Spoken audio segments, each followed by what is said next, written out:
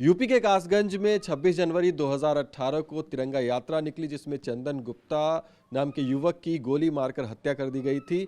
उस मामले में जब फैसला आया तो एनआईए कोर्ट ने 28 आरोपियों को आजीवन कारावास की सजा सुनाई, लेकिन एनआईए के आदेश में और भी चौंका देने वाले खुलासे हुए हैं, जिसमें कि आरोपियों को कई एनजीओ द्वारा फंडिंग की बात हुई है और वो एनजीओ न केवल देश बल्कि विदेश से भी संचालित हो रहे थे, यानी कि अमेरिका और यूके जैसे देशों से। उसके अलावा अगर हम भारत की बात करें तो लखनऊ, दिल्ली और मुंबई के ऐसे एनजीओ थे जो कि आरोपियों को बचाने के लिए फंडिंग यानी उनको लीगल एड देने के लिए फंडिंग कर रहे थे। इस पर कोर्ट की सख्त टिप्पणी आई है, जांच की भी बात की गई है। इस वक्त हम लोग कासगंज में ही मौजूद हैं और हमारे साथ बातचीत करने के लिए मौजूद हैं चंदन के पिता।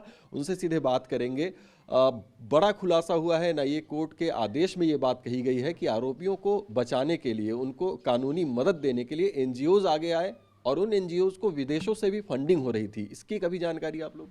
नहीं, हमको तो अभी मालूम पड़ा है। जिस दिन बताइए जजमेंट आया उसके दूसरे दिन के हाँ, इन लोगों को विदेशों से और अपने देश में बताएं मदद मिल रही थी। हम भी ये सुन करके बड़ा अचंभित हुए हैं और थोड़ा अब डर भी लगने लगा है कि बताइए इन लोगों को इतनी ऐसी जगह से फंडिंग हो रही थी, तो हमारा तो क्या, हम तो बहुत छोटे आदमी हैं।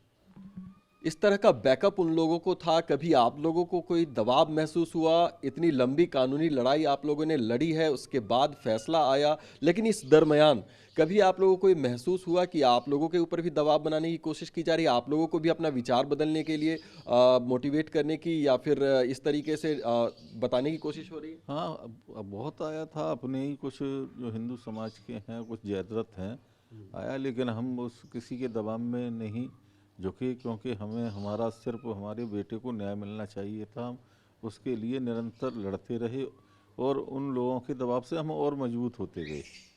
कासगंज से केस भी आप लोगों ने ट्रांसफर कराया था एटा, और उसके पीछे भी क्या कहीं ना कहीं यही कारण थे कि जो आरोपी थे उन लोगों को बचाने के लिए इतने लोग, इतनी संस्थाएं लगी हुई थी कि आपको लगा कि शायद यहाँ पर जो सुनवाई है या कार्रवाई है वो ठीक तरीके से नहीं हो? हाँ हाँ, बिल्कुल यही बात थी, इसीलिए हमने यहाँ से ट्रांसफ़र कराया था, क्योंकि यहाँ संख्या में ये काफ़ी लोग पहुँच जाते थे। इधर हमको कोई वकील भी नहीं मिल रहा था बढ़िया, क्योंकि इसमें एक आरोपी मुनाजिर रफ़ी वकील था पेशे से, तो उसके भय के मारे कोई और दूसरा वकील खड़ा नहीं हो रहा।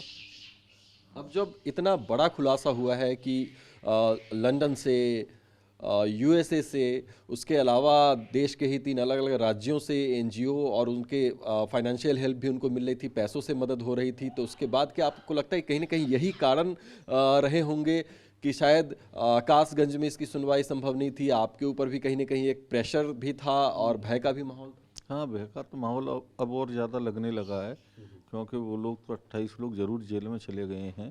उसके अलावा भी बहुत से हैं यहाँ पर और भी हैं उनके साथी वगैरह, वो कुछ नुकसान पहुँचा सकते हैं हमको।